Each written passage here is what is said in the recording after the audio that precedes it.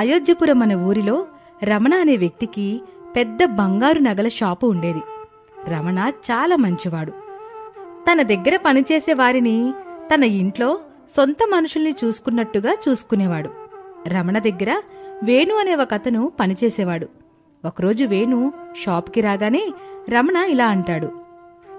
ఏంటి వేణు, మీ కూతురికి పెళ్లి సంబంధం కుదిరిందంటగా, నాకు చెప్పనే లేదు అని రమణ అడిగాడు. అప్పుడు వేణు టెన్షన్ పడుతూ, అయ్యా, ఆ పెళ్లి సంబంధం నిన్నే కుదిరిందయ్యా. ఆ విషయం మీకే చెప్పడాకొస్తున్నాను. ఇంతలో మీరే ఆ మాట నాకే చెప్తున్నారయ్యా.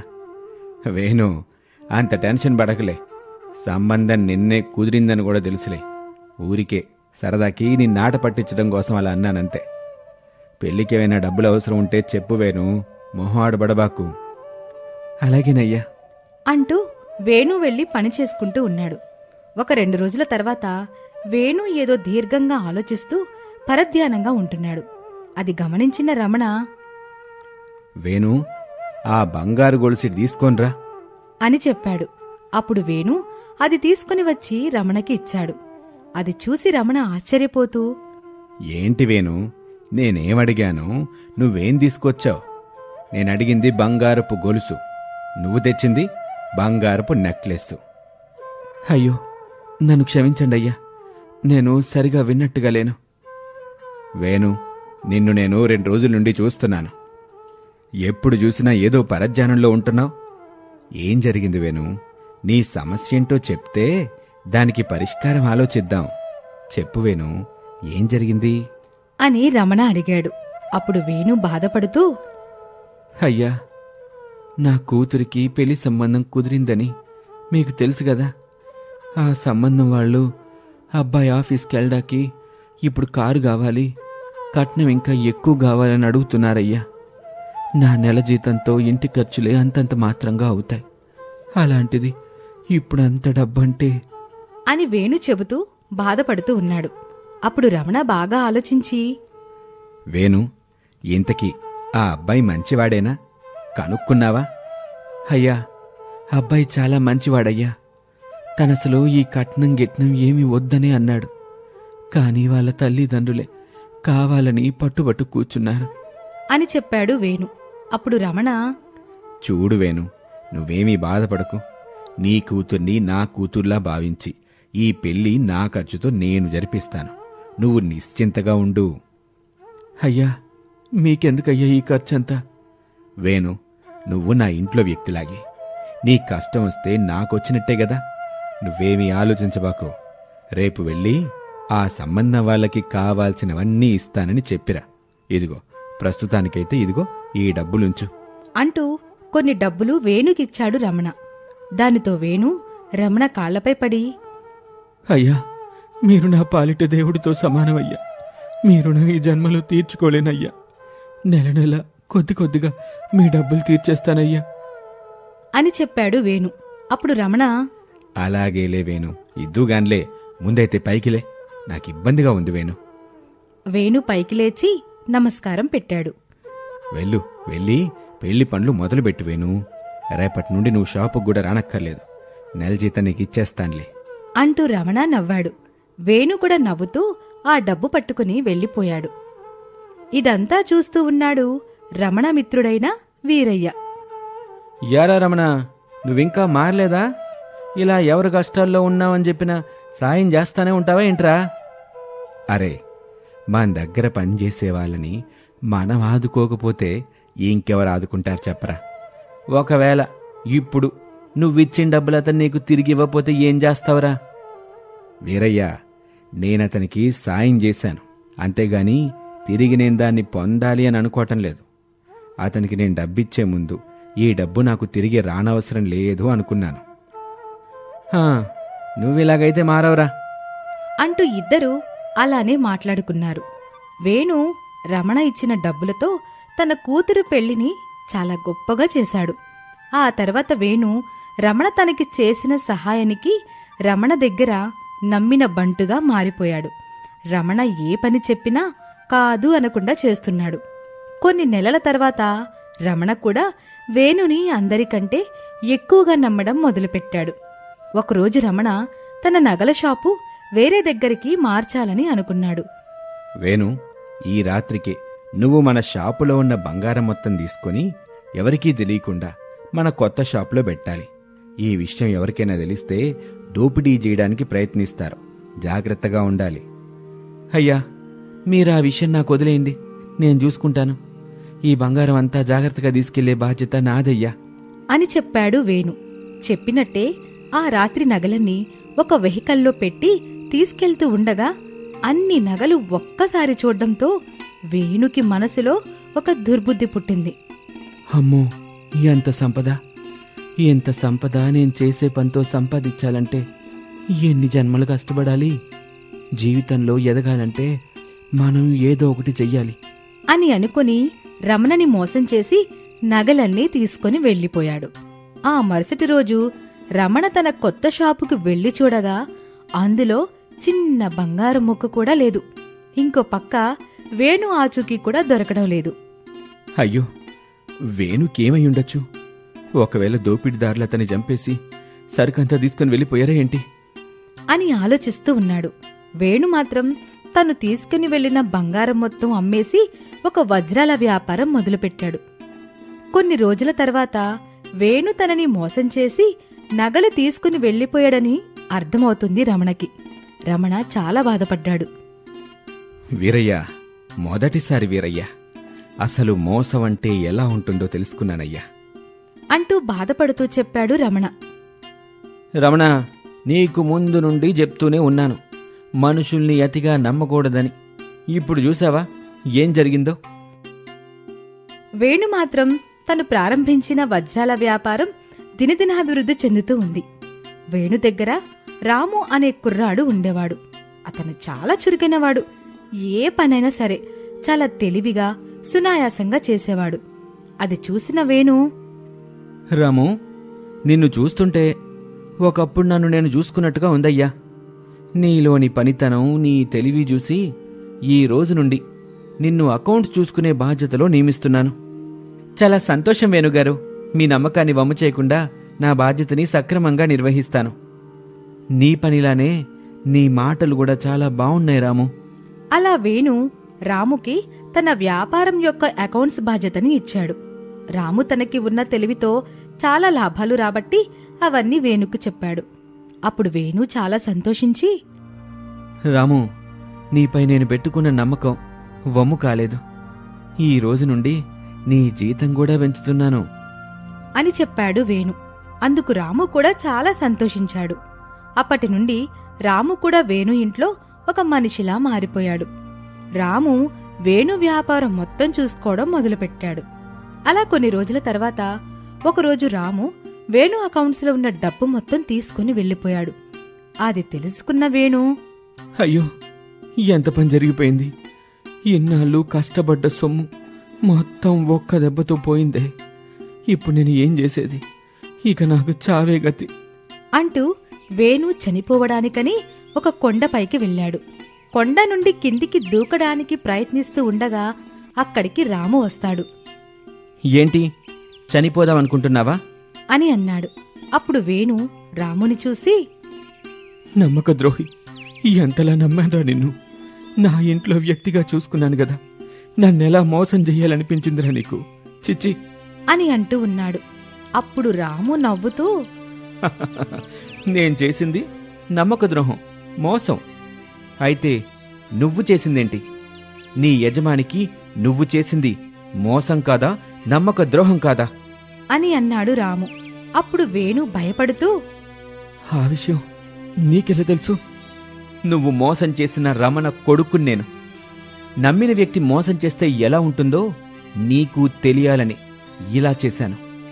మోసపోయినందుకు నువ్వు చనిపోదామనుకున్నావు కదా, మరి నిన్ను సొంత మనిషిలా భావించి నీ కూతురి పెళ్లి కూడా తానే జరిపించాడే. మరి నువ్వు మోసం చేసి వచ్చేసినప్పుడు తనేం చేసుకోవాలి అని రాము చెప్పాడు. అప్పుడు వేణు తను రమణని ఎంతలా మోసం చేశాడో తెలిసి వచ్చి రమణ కాళ్లపై పడి, అయ్యా, నన్ను క్షమించండి అయ్యా.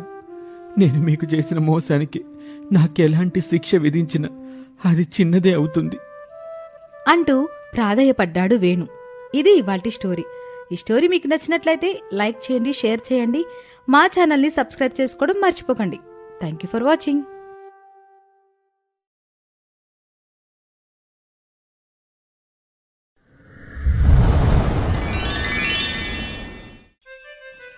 చాలా రోజులకు అనుకోకుండా టౌన్లోని ఒక సంతలో గోపాలం, చలపతి కలుసుకున్నారు. ఇద్దరూ మంచి స్నేహితులు. ఒకరినొకరు చూసుకొని మురిసిపోయారు. ఇద్దరూ కలిసి సంతలో ఒక చోట ఏర్పాటు చేసిన గద్దె మీద కూర్చుని సరదాగా మాట్లాడుకోవటం మొదలెట్టారు. చాలా కాలమైందిరా మనం కలుసుకొని. ఎలా ఉన్నావు? ఏం చేస్తున్నావు? చెల్లెమ్మెలా ఉంది? ఇద్దరం బాగున్నాంరా. ఎంతో కష్టపడి ఒక ఆవును, కొద్దిపాటి పొలాన్ని కొనుక్కున్నాం. ఆవు పాలనమ్ముతూ మిగిలిన వాటిని పెరుగు చేసి ఆ పెరుగమ్ముతూ పొలం పనులు చేసుకుంటూ అలా జీవిస్తున్నాం. సంతోషం. పద ఇంటికెళ్దాం. నేను 2 కిలోమీటర్ల దూరంలో ఉన్న తిమ్మాయిపల్లిలో ఉంటున్నాను. మరెప్పుడైనా వస్తానులేరా. ఇప్పుడు నువ్వేం చెప్పినా నేను విననురా. పద ఇంటికెళ్దాం అని చెప్పి చలపతిని తీసుకుని గోపాలం తన ఇంటికొస్తాడు. తన భార్య సరళని, పెళ్లిడికొచ్చిన కూతురు కమలని పరిచయం చేస్తాడు. సరళ వినయంగా నమస్కారం పెడుతుంది. కమలా, వీడు నా చిన్ననాటి స్నేహితుడు. నీకు మామయ్య అవుతాడు అని చెప్పగానే కమల సంస్కారంగా చలపతి కాళ్లు మొక్కింది.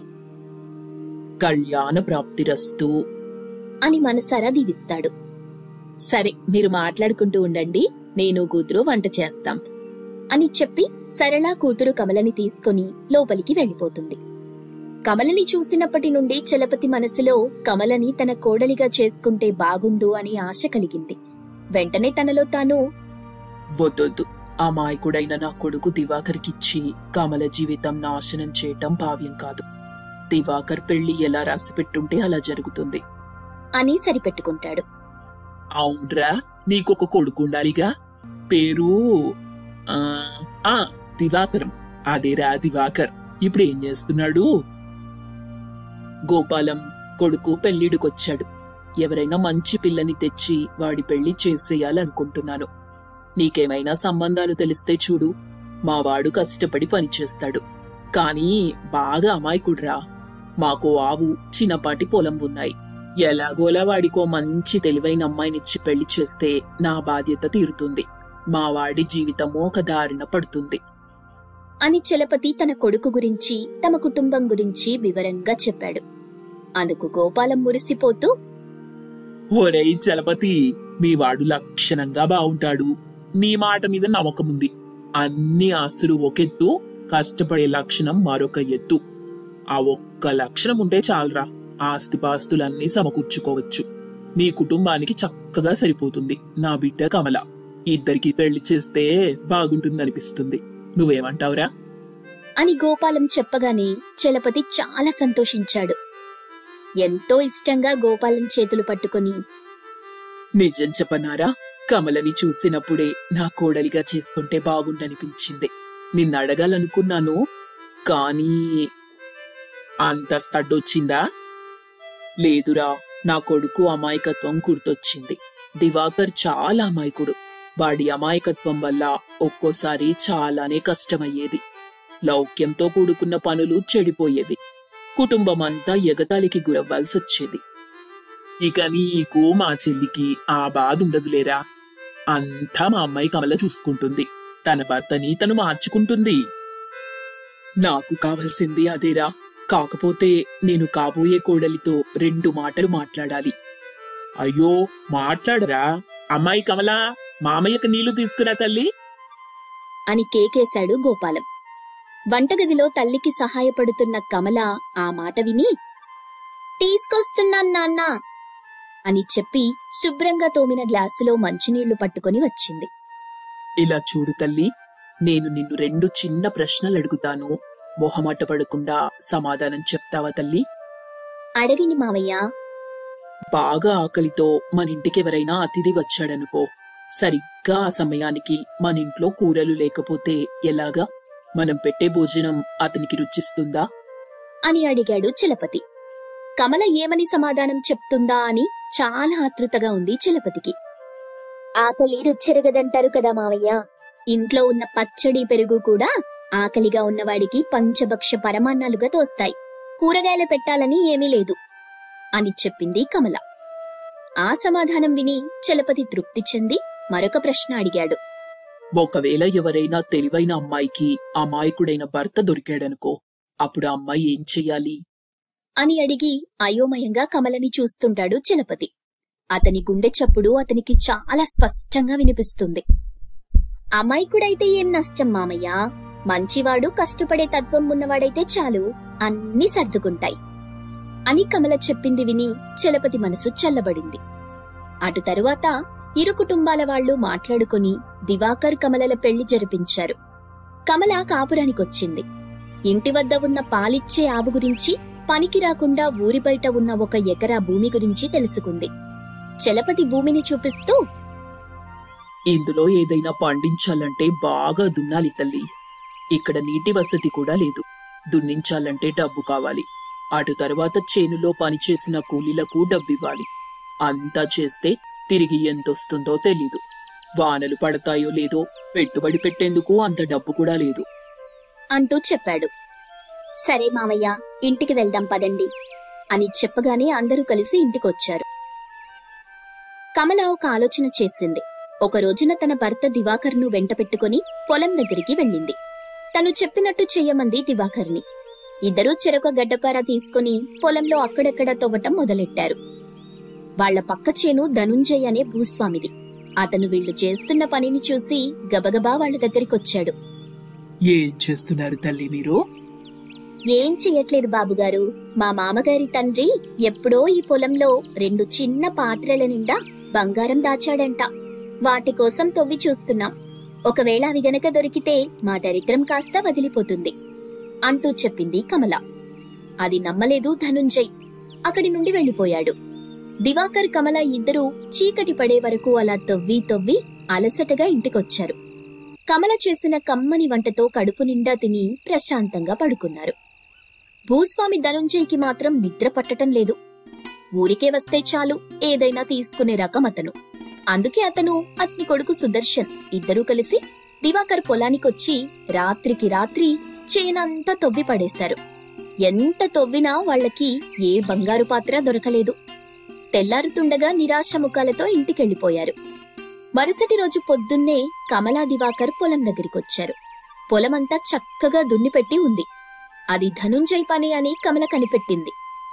ఆమె దివాకర్ ఇద్దరూ ఆ రోజంతా అక్కడ చేనులో జొన్నలు చల్లారు. ఒక రోజున కమల తన ఇంటికి తోరణాలు కట్టి లక్ష్మీ పూజ చేయటం మొదలెట్టింది. ఊర్లలో ఏ విషయాలు ఆగవు కదా. కమల చేస్తున్న లక్ష్మీ పూజ సంగతి చటుక్కున ధనుంజయ్కి తెలిసింది. ఓహో, అయితే బంగారు పాత్రలు దొరికుంటాయి వాళ్లకి, అందుకే లక్ష్మీ పూజ చేస్తున్నారు అనుకుని అసూయతో రగిలిపోయాడు. కమలకి తెలుసు ధనుంజయ్ ఖచ్చితంగా దొంగతనం చేయడానికి వస్తాడని. అందుకే అన్ని విధాల ఆలోచన చేసి తన భర్త దివాకర్తో, ఇలా చూడండి, ఈ రోజు రాత్రి మీరు నన్ను గట్టిగా ఈ ప్రశ్నలు అడగాలి. ఎంత గట్టిగా అంటే పక్క ఇళ్ల వాళ్లకు కూడా వినిపించేలా అని ఆ ప్రశ్నలు కూడా చెప్పింది కమల. దివాకర్కి కమల తెలివితేటల మీద పూర్తి నమ్మకం ఉండడంతో సరేనన్నాడు. ధనుంజయ్ గురించి కమల అనుకున్నట్టుగానే ఆ రోజు రాత్రి వాళ్ళింట్లో దొంగతనానికొచ్చాడు. అర్ధరాత్రి అవుతుందనగా కిటికీ తలుపులు పక్కకు జరిపి నెమ్మదిగా లోపలికి చూడటం మొదలెట్టాడు. అతని కోసమే ఎదురు చూస్తున్న కమల భర్త దివాకర్తో, అందరూ పడుకున్నారు, ఇప్పుడు అడుగు, ఏమడుగుతావో. ఆ బంగారు పాత్రల సంగతేంటి అని గట్టిగా అడిగాడు దివాకర్. కిటికీ అవతలి నుండి ధనుంజయ్ చెవులు రిక్కించుకుని వింటున్నాడు. అది పసిగట్టిన కమల, అబ్బా ప్రశాంతంగా పడుకోండి, మనకేం భయం లేదు, ఎవరైనా దొంగలు వస్తే కష్టం కదా అని బంగారు పాత్రల్ని మనింటి ఎదురుగా ఉన్న ఆ పెద్ద చెట్టు కొమ్మల్లో దాచాను అని గట్టిగా కావాలని చెప్పింది. అది విన్న ధనుంజయ్ ఆలస్యం చేయలేదు. గబుక్కున వెళ్లి ఆ చెట్టెక్కాడు. మసక వెలుతురులో కొమ్మల మాటున నిజంగానే ఏవో పాత్రల వంటివి కనిపించాయతనికి. విప్పారిన మొహంతో గబుక్కున వాటిని అందుకోబోయాడు. అయితే అవి పాత్రలు కాదు, తేనెపట్టు. అంతే, జుమ్మని పైకి లేచిన తేనెటీగలు ధనుంజయ్ని చుట్టుముట్టి ఒళ్లంతా కుట్టి కుట్టి వదిలేశాయి. దాంతో ధనుంజయ్ హాహాకారాలు చేస్తూ చెట్టు మీద నుండి జారి కింద పడ్డాడు. ధనుంజయ్ అరుపులు విని దివాకర్, కమల, చలపతి, అతని భార్య సుజాత హడావిడిగా ఇంటి బయటికొచ్చి చెట్టు కింద పడి ఉన్న తేనె పట్టును గిన్నెలోకి ఎత్తుకొని, అలాగే ధనుంజయ్ని కూడా మర్యాదగా లేవనెత్తి ఇంట్లోకి తీసుకెళ్లి చక్కగా పసరుమందు రాసి మంచినీళ్లు తాగించి తెల్లవారాక మర్యాదగా తన ఇంటికి పంపించారు. అలా ధనుంజయ్కి జ్ఞానోదయం అయ్యింది. మంచి మనుషులకి అన్యాయం చేయాలని చూస్తే తనకే తగిన శాస్తి జరిగిందని అర్థమైంది. వీళ్లతో పెట్టుకుంటే మొదటికే మోసం వస్తుందని ఇంక వాళ్ల జోలికి పోకుండా ఊరుకున్నాడు. అంతలో వానాకాలం రాని వచ్చింది. బాగా తవ్వి గింజలు వేసినందున దివాకర్ పొలంలోకి నీరు ఇంకి ఆ ఏడాది భలే బాగా పంట పండింది. కమల తెలివికి అందరూ సంతోషించారు. కమల సహచర్యంలో దివాకర్ కూడా అమాయకత్వాన్ని వీడి తెలివిమంతుడైనాడు. కష్టానికి తెలివితేటలు కూడా తోడవడంతో అటుపైన వాళ్ళిద్దరూ పట్టిందల్లా బంగారమైంది. జీవితాలు ఆనందమయమయ్యాయి.